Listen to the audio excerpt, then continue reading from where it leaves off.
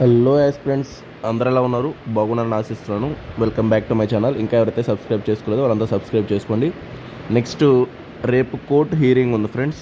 So ఆ యొక్క information ఇద్దామనేసి మీకు నేను వీడియో చేయడం జరుగుతుంది. సో కౌంటర్ అఫిడవిట్ ఫైల్ చేసిన తర్వాత ఫస్ట్ వాదనలు జరిగేది రేపుతోనే స్టార్ట్ అవుతాయండి. సో అది ఎట్లా జరుగుతుంది ఏంటి అనేది నేను మొత్తం చూసి మీకు వీడియో అప్డేట్ ఇస్తాను.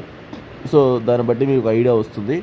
అంటే ఏ పాయింట్స్ రేజ్ కౌంటర్ అఫిడవిట్లో ఏమేమి పాయింట్స్ ఉన్నాయి, నెక్స్ట్ దానికి వాదనలు ఏం జరుగుతున్నాయి, సో పిటిషన్ వేసిన వాళ్ళు ఏం వాదిస్తున్నారు, నెక్స్ట్ గవర్నమెంట్ సైడ్ వాళ్ళు ఏపీఎస్సీ వాళ్ళు ఏం వాదిస్తున్నారు అనేది మనం రేపు క్లారిటీగా అర్థమవుతుంది మనకి. ఎందుకంటే పోయిన కేసు హీరింగ్ అప్పుడే వాదనలు స్టార్ట్ చేయండి, ఎట్టో కౌంటర్ అఫిడవిట్ ఫైల్ చేశారు కదా అని పిటిషన్ వాళ్ళు తర్వాత రోజు అడిగారు.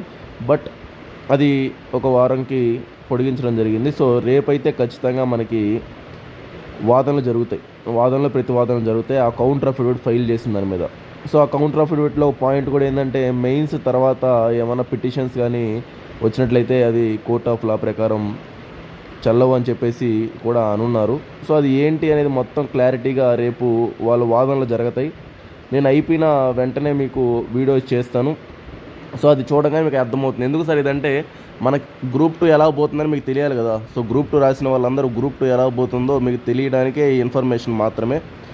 లేదంటే అది ఎన్ని డేస్ అవుతుంది, ఎన్ని మంత్స్ అవుతుంది ఏంటి అని చెప్పి చాలామంది డైలమాలో ఉంటారు.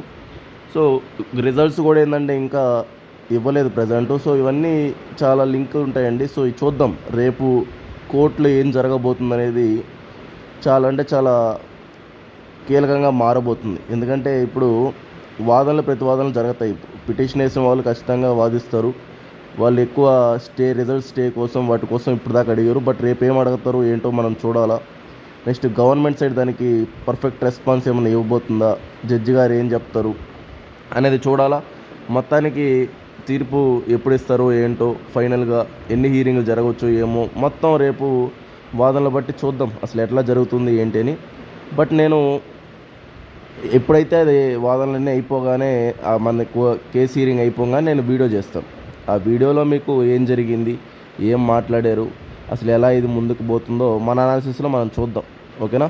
సో మనం కోర్టులో ఉండేవి మనం జస్ట్ అక్కడ వరకే చెప్పడం, మన యొక్క ఓన్ అనాలిసిస్ చెప్పలేము. అది ఎలా పోతుందో ఏంటో అక్కడ జరిగిందని బట్టి మనం చూద్దాం అక్కడ ఏం మాట్లాడుకున్నారు ఏంటి అని. సో మీరు రేపు దాకా వెయిట్ చేయండి, నేను హీరింగ్ మీద అప్డేట్ ఇస్తాను. ఇంకా మీకు ఏమైనా కొంతమంది ఏంటంటే ఎలా ఉందంటే అటు ఇటు ఉన్నారు ఇప్పుడు స్టూడెంట్స్ బ్యాచ్ అటు ఇటు.